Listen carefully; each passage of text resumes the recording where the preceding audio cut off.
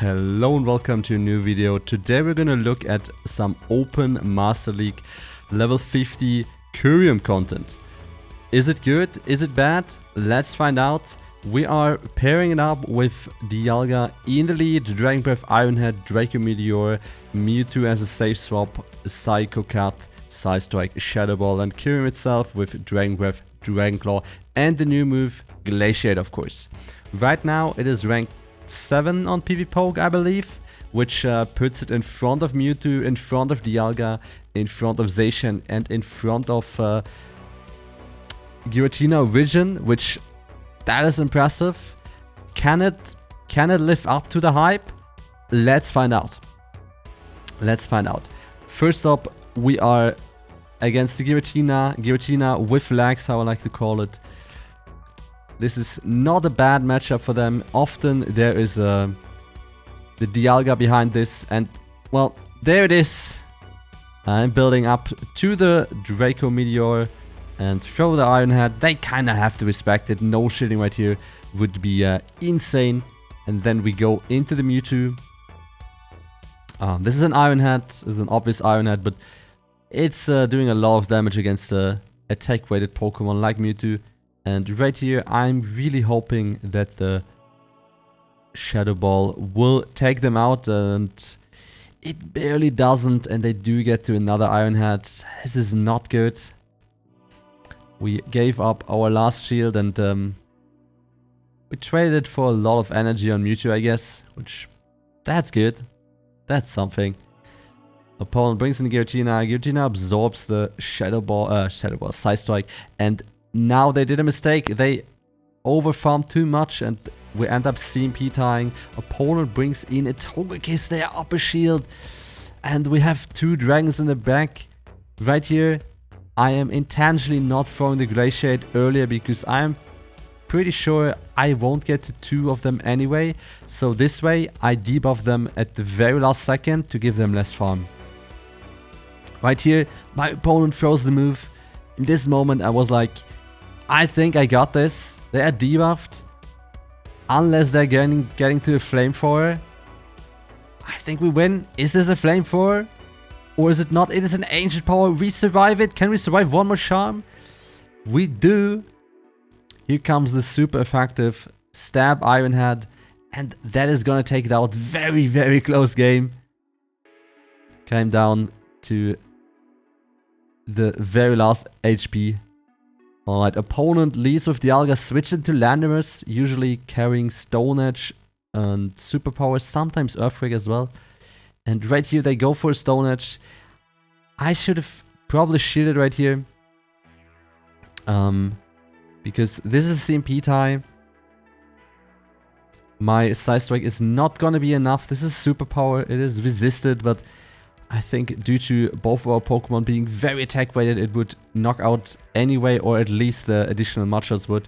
So if I'm gonna go into that matchup again, I'm probably gonna shield the first move, because even if it's a superpower, I think it's good for us, because after that our Side Strike will pretty much one-shot. Opponent no shields. When I had so much energy on my Mewtwo, it could have been the Focus Blast. We get to 2 Side Strikes, and now they switch out to the Excadrill. Excadrill having Rock Slide and Drill Run, 2 super effective moves against the Dragon Ice and the Dragon Steel. They have 2 shields. We go for the Glaciate. Glaciate for sure dropping the attack by 1 stage. Unfortunately, I don't think we are gonna survive another move anyway, even if they are double debuffed. And opponent overfarmed by quite a bit, but they are double debuffed. Our Dialga will definitely be able to take a move, and right here they're trying to catch. We are patient though, and now we have the Draco Meteor. We win the CMP tie, and that is goodbye, bye-bye for the Excadrill. See you next game. Next game, we have Giratina, Origin Giratina without lags. Opponent switches into Zacian. We immediately bring in our Mewtwo. Usually carrying play rough and close combat. We no-shit the first move. We try to optimize our move timing, go for the side strike. And I'm going for the second side strike right away. I don't want to be the one who's shielding first. And we take him out. Now they can come back into Giratina, which they do, to gather a little bit of farm. And right here, I'm scared that there might be Dialga in the back. So I am bringing in my Kyurem. Kyurem also applies a little bit more pressure, because it has the Dragon Claw and the Glaciate, which charge way faster than the Draco Meteor, and Iron Head is only neutral. Opponent shields, are they weak to this in the back? Now they are debuffed, so I'm gonna no shield. And right here, I was kind of scared that they were gonna get to the Omnis Wind. But I think if I didn't do the switch, if I used the turn to do another Dragon Breath, they would have just fainted. In comes an Excadrill. I think due to the additional damage that I took from the Omnis Wind catch, I wouldn't survive the Drill one anymore. So I'm throwing my Iron Head right there. They know it's an Iron Head. They end up no shielding it. But we do have a shield. And I think Dragon Claw is gonna be enough. Opponent shields, I know their counts. I know I can do a little bit of Dragon Breathing before we throw the Glaciate. And right here, I almost forgot that my opponents had a Pokemon alive. Luckily, we were able to Dragon Breath down. In comes Shiny Mewtwo in the next game. Opponent once again switches into Zacian. Zacian, a very popular safe swap. Also very good Pokemon in general. Very few counters that do really, really well against it. We go for the side strike. And we go for another side strike. Once again, we don't want to be the one who's shielding first. We want to take the initiative. We want to grab shields first.